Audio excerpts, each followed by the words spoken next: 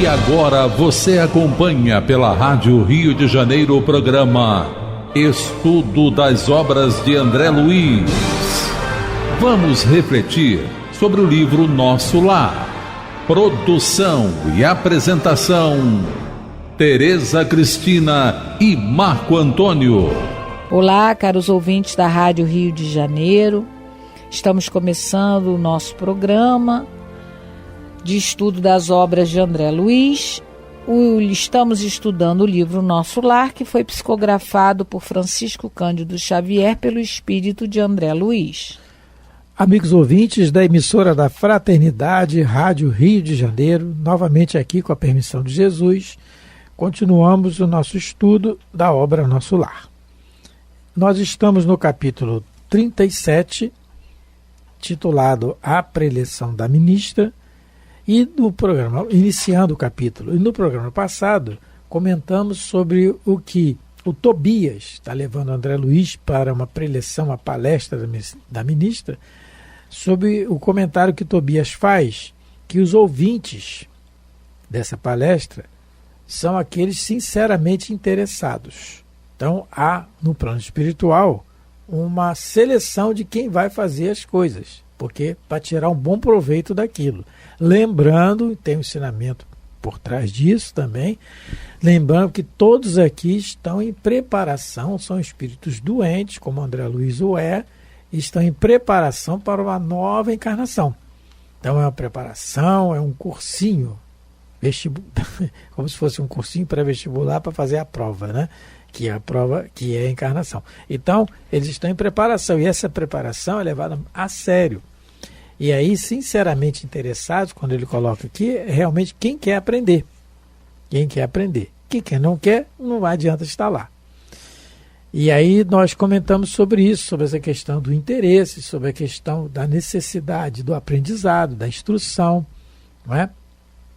E comentamos, lemos o livro dos médiuns, que Kardec fala no capítulo 12, no item 149, ele comenta sobre os fenômenos de pneumatografia, e no comentário ele diz da necessidade da compreensão das causas das coisas. Que essa compreensão, esse interesse por compreender corretamente, faz uma linha divisória entre a verdade e a superstição. E isso é necessário para a evolução do espírito.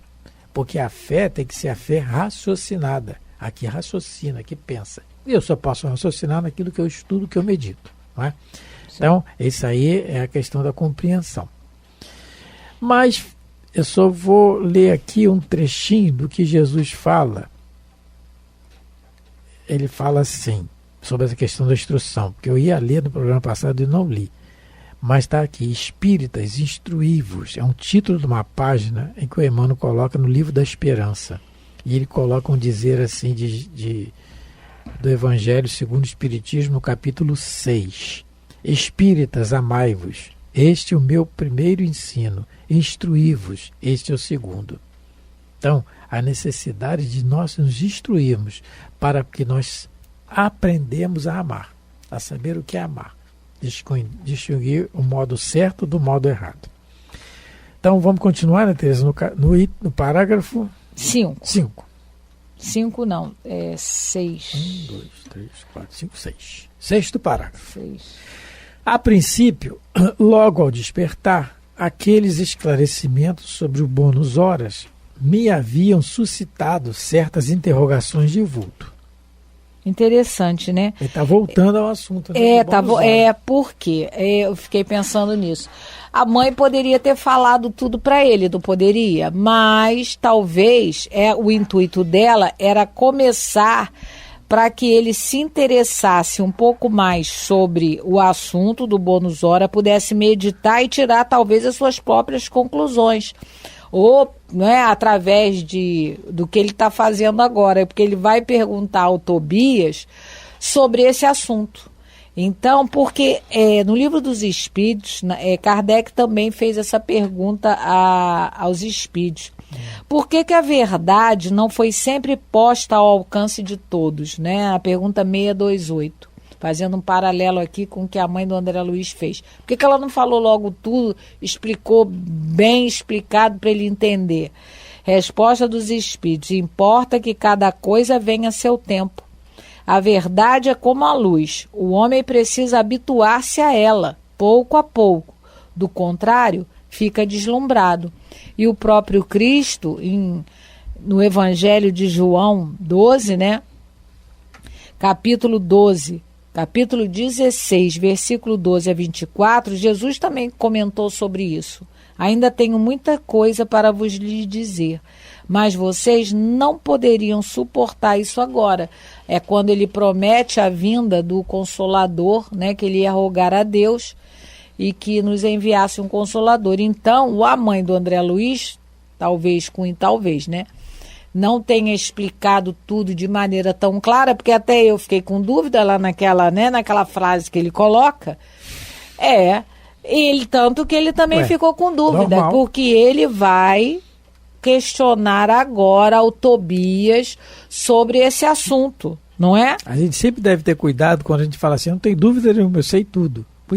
Cuidado com isso. Então a mãe dele foi explicando aos poucos, né? Deu uma pincelada e agora o Tobias, ele vai voltar a pergunta para o Tobias, né? Dizendo para nós, por que está voltando, gente? O livro não é escrito assim à revelia. Por que está voltando? Porque para nós é fundamental saber o valor da hora de trabalho. Sim. O valor da hora. Esse é o pensamento. Então, aí ele vai perguntar para o Tobias. Como poderia estar a compensação da hora afeta a Deus? Não era atribuição do administrador espiritual ou humano a contagem do tempo? Quer parar aqui? Já dá para comentar, Tereza. Não, tem que ver a resposta do Vamos Tobias, ver. é a pergunta. Porque já dá para comentar tanta Não, coisa. essa é a Continuando. dúvida Tobias, porém, esclareceu minha inteligência faminta de luz. Aos administradores em geral, impende quer dizer cumpre a obrigação de contar o tempo de serviços, sendo justo, igualmente, instituírem elementos de respeito e consideração ao mérito do trabalhador. Então, trabalhou, certo? vai ganhar. Então, trabalhou, vai ganhar, né? Instituir elementos de respeito e consideração ao mérito. Então, trabalhou, isso vai ganhar. aqueles empregadores honestos, porque a gente sabe que infelizmente, não são né, todos. não são todos. Isso é uma coisa. Mas, aí vem o que nos interessa. Mas, quanto ao valor essencial do aproveitamento justo, só mesmo as forças divinas podem determinar com exatidão. Então, é aquilo que nós reportamos ao Evangelho. Não julgueis para não seres julgados. A questão do julgamento, nós não temos condições de fazer o julgamento real do acontecimento das coisas. Então, o valor essencial do aproveitamento justo. Então, o que está pesando ali? Os prós e os contras, as atenuantes e as agravantes. Tudo é pesado, a gente não conhece a história do indivíduo. É aquilo que nós falamos em programas passados. É o gari, é o funcionário lá da empresa de limpeza, que ele está varrendo a rua. Um está maldizendo a sujeira que o povo joga no chão, só tem porco, porcaria, o pessoal não vale nada, o pessoal lixo era possível e tal. Às vezes até quebra a vassoura. Não para raiva. E o outro que eu conheci pessoalmente no bairro onde eu moro, na Penha, em que ele trabalhava cantando. Todo dia, na época eu trabalhava onde eu passava a pé, ele estava no mesmo setor ali de rua, no mesmo horário. E cantando, usava um chapelão de palha, tá até engraçado, por causa do sol, ou da chuva, e ele cantando o tempo todo. E o serviço era o mesmo. Ali a gente pode até ver, poxa, esse está se aproveitando melhor do que está hoje com o conhecimento do Espiritismo, com o raciocínio que o Espiritismo não traz. Mas mesmo assim, aquele que está xingando pode ter atenuante, eu não sei o que está acontecendo na vida dele. Isso aí só, a exatidão, que é o que está falando aqui, só a Deus compete, não é? E nós temos um exemplo disso, Tereza, eu acho muito legal, no livro Paulo Estevão, o personagem Gesiel, injustamente, ele é mandado para as galeras. as galeras, era aquele o subsolo dos navios, eles eram movidos ao vento e a remo. Quando não tinha vento suficiente, era remo. E eles eram remadores ali embaixo, acorrentados e remando, sem alimentação, com alimentação escassa, com ratos e tudo que tinha direito de sujeira. Então ali era o pior dos piores castigos. Muitos poucos voltavam com vida. E ali no manejo dos remos, o Emmanuel coloca aqui. Um desses, Gesiel, está ali remando e do lado dele tem um companheiro. E o companheiro fala assim: ai de nós, exclamou um colega desalentado. São raros os que resistem a esses remos malditos por mais de 4 meses. Aí olha a resposta de Gesiel remando do lado dele. Mas todo serviço é de Deus, amigo, respondeu Gesiel altamente inspirado. E desde que aqui nos encontramos em atividade honesta e de consciência tranquila, devemos aguardar a convicção dos servos do Criador trabalhando em suas obras, não é? Então, é o valor do trabalho. Vamos chegar aí um dia, a esse estágio aqui, mas é o valor real do trabalho. Quer falar tem uma página, que eu não sei se eu vou conseguir abrir aqui, do livro... Qual é o livro? Fala que eu abro aqui. Não consegui abrir. Ideal Espírita, capítulo 80.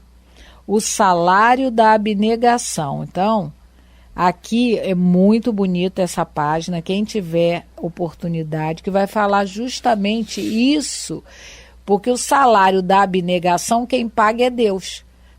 Não é? Que é o valor justo da hora, que é a qualidade da hora. Então, eu vou ler só um trechinho, porque a mensagem é longa. Qualquer trabalhador exerce as suas atividades profissionais dentro de limites determinados que o fazem credor de um salário específico. No entanto, se o profissional em qualquer setor de atividade humana ultrapassa as fronteiras naturais das próprias obrigações, guarda merecimento superior à importância do vencimento estabelecido. Semelhante salário extra, o Emmanuel diz, corresponde ao salário da abnegação. E ele vai falando muito sabiamente sobre isso. Ele vai dizer que o trabalho comum na terra é recompensado pela moeda, a exprimir-se por honorários. O trabalho extra no reino do espírito é pago em recursos de ascensão para a alma. Não é? O trabalho ordinário conduz o servidor ao domínio horizontal do meio em que vive. O trabalho extraordinário eleva-o em sentido vertical às esferas superiores. E aí ele vai dar exemplo do professor, né? Aí lá no finalzinho ele coloca: cumpre... Eis porque, lê antes. Eis porque, é porque tem tudo a ver com o que a gente está estudando, né? Eis porque, contrapondo-se à orientação do esforço mínimo, a abnegação é sempre o esforço máximo, somente compensável pelos cofres da bondade divina. Cumpre as obrigações que te cabem e granjearás o vencimento justo na terra. Faze mais que o dever pelo bem de todos e, conforme as lições de Jesus, amontoará tesouros nos céus. E não é do Emmanuel, é do João Modesto, né? Mais um psicografado por Francisco Cândido Xavier, não. Essa mensagem em particular foi pelo Valdo Vieira. Nossa, que mensagem, né? Que talvez ele não tenha meditado tanto sobre ela, como nós somos, né? O Valdo Vieira nos representa. Exatamente. Então, conhece o caminho do céu, mas prefere, por esse caminho, vai para o outro lado.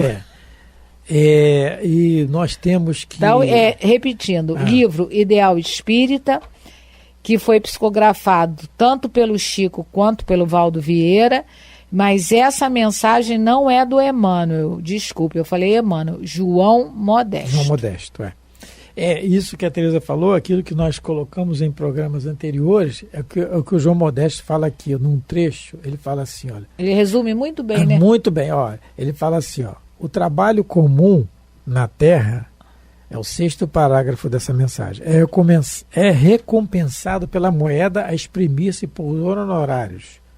Se você trabalhou, você é pago para trabalhar tantas horas, recebeu, acabou. O trabalho extra no reino do espírito é pago em recurso de ascensão da alma.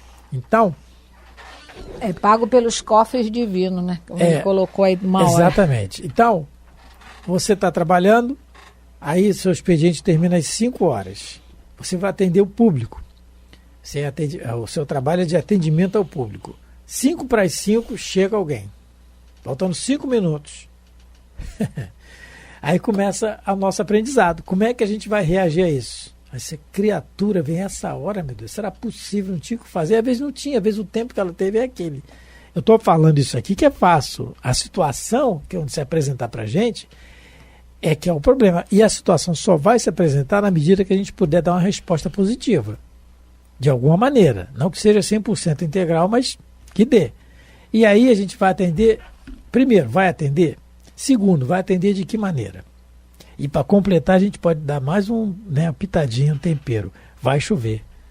Vai cair um temporal, está tudo escuro, falta 5 minutos para eu ir embora. E aí?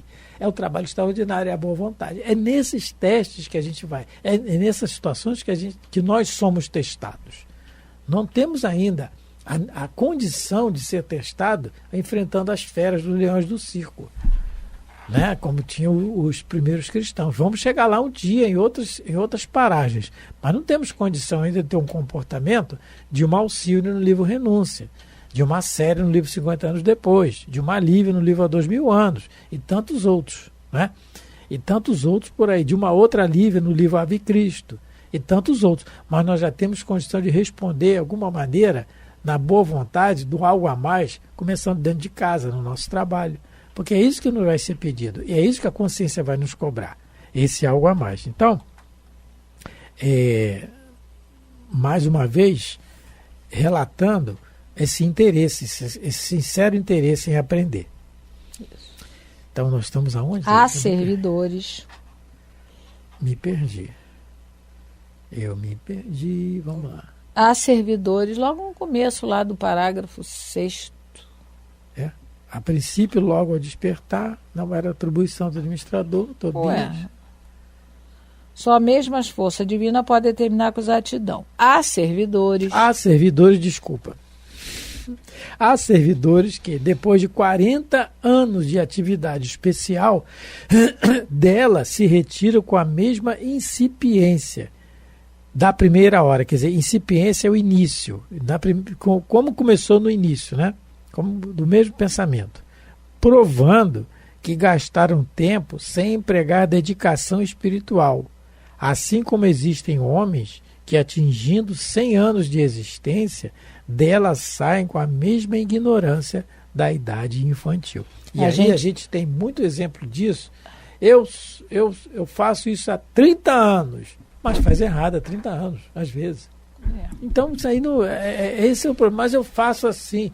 É uma música que tinha, eu nasci assim, síndrome de Gabriela, né, que a gente fala. Eu nasci assim, cresci assim, vou morrer assim. Isso não pode, isso não existe. Nós temos aqui para melhorar a ideia. A evolução, ela é uma necessidade, ela é lei de Deus. Não é? No livro Sexo e Destino, a gente tem um exemplo de um trabalhador, né, do bem, que trabalhou 40 anos no mundo espiritual, ajudando algumas pessoas, e o trabalho dele ele visitava as pessoas encarnadas que estavam com problema, né? E ele falava, conversava, tentava doutrinar, explicar. O nome desse cidadão é Pedro Neves. Então, a história dele vai ser contada no capítulo 3 do livro Sexo e Destino. É muito interessante, porque ele... Não é que ele não tenha meditado tanto no assunto, mas ele fez aquele trabalho mais de fora. e não o trabalho verdadeiro e essencial, que é o de dentro. Então ele ajudou muita gente, mas ele não conseguiu tirar bom proveito desse trabalho exterior, porque a mãe do André Luiz não falou: meu filho, o trabalho de fora é para você estimular o trabalho de dentro, para você aperfeiçoar o seu trabalho interno, né? Você se auto-melhorar. Ele não fez isso. Então, o que aconteceu? A filha dele estava encarnada ainda e estava numa fase de um câncer terminal. É uma senhora já, né? Não é? A dona... Isabel? Não, peraí. Não, Isabel não. Isabel não, falei errado. Não. A filha dele, eu lembrei, esqueci o nome. Beatriz. A dona Beatriz. Ele vem ajudá-la, só que quando ele chega em casa, da casa da filha, ele percebe que o genro estava traindo a filha. E a filha numa situação muito aflitiva, num câncer terminal. E aí ele não consegue se controlar. Ele conta assim no capítulo 3. Tomado de cólera incoercível, avancei qual fera desacorrentada e irrefletidamente esmurrei a face do genro, né? Ele deixou-se cair nos ombros da companheira, acusando uma, né? Então, ele que tentara várias vezes... acusando uma... É como se tivesse uma indisposição. Isso, acusando uma indisposição. Mas ele levou, foi um soco de um espírito. Olha que interessante. Esse capítulo é muito bom, capítulo 3. E ele que tantas vezes... ele tentara ajudar as pessoas a acalmar, né, a não cometerem certos atos agressivos, ele, depois de 40 anos trabalhando, né, no trabalho assistencial, na visitação dos lares, ele mesmo não conseguiu progresso nenhum, né? Ele conta também como ele desencarnou, ele ficou numa situação muito difícil, mas o progresso que ele fez no mundo espiritual foi muito pouco, porque ele tomou uma atitude muito agressiva de alguém encarnado. E ele que trabalhava no 40 anos. Então é o que o Tobias está falando aqui para o André Luiz, que tem pessoas que trabalham 40 anos fazendo uma coisa, mas nunca tiraram nenhum proveito daquele trabalho exterior. Lembra que a gente comentou que qualquer profissão na Terra, para Deus, o que interessa é como a gente trabalha nela, o que a gente desenvolveu nessa atividade. Para Deus, o que interessa é isso. O Pedro Neves, no livro Sexo e Destino, apesar de ter se dedicado 40 anos a conversar com espíritos, ele nunca, de alguma maneira, não vamos dizer nunca, mas muito pouco ele conseguiu trabalhar o seu comportamento, as suas emoções e os seus sentimentos. Porque na hora que teve um problema pessoal com ele em família, lógico, a gente sabe que problema em família, a coisa tem um peso muito maior. Ele não resistiu. Ele não ficou só chateado, ele agrediu o moço, ele deu um soco. Olha se isso é a atitude de um espírito morador de nosso lar, né? Interessante, que, né, Tereza? Que no capítulo, toma esse comportamento. No capítulo 1, o André Luiz fala que o Pedro Neves, abnegado servidor do Ministério do Auxílio. Morava em nosso lar. E aí ele fala, partilhando expedições de jornada arrojadas e valorosas em atividade benemérita, ainda não lhe víramos hesitações quaisquer. Veterano em empreendimentos socorristas, jamais entremostrava desânimo ou fraqueza, por mais opressivo se lhe evidenciasse o peso de compromisso e obrigações. Então era um trabalhador, realmente. Ele era trabalhador. Mas é a falta do autoconhecimento. Ele não meditou e não tentou, não é? Exatamente. De alguma maneira. Por isso que o Tobias está falando aqui com o André Luiz, a mesma incipiência da primeira hora, mesma ideia, como começou a ideia no início, continua a ideia. Ele fez muito trabalho de fora. É o irmão Jacó, não voltei. Mas aí fica para o próximo programa, porque estamos terminando. E no próximo programa vamos conversar mais um pouquinho sobre essa nossa situação, porque a situação de todos os personagens aqui Não a venerando e nem o governador, Não, mas esse do não. resto tudo somos nós, né? Vamos lá. Todos os errados aqui somos nós. Um grande abraço a todos, muita paz de Jesus. Fiquem com Deus. A Rádio Rio de Janeiro apresentou o programa Estudo das Obras de André Luiz. Produção e apresentação: Tereza Cristina e Marco Antônio.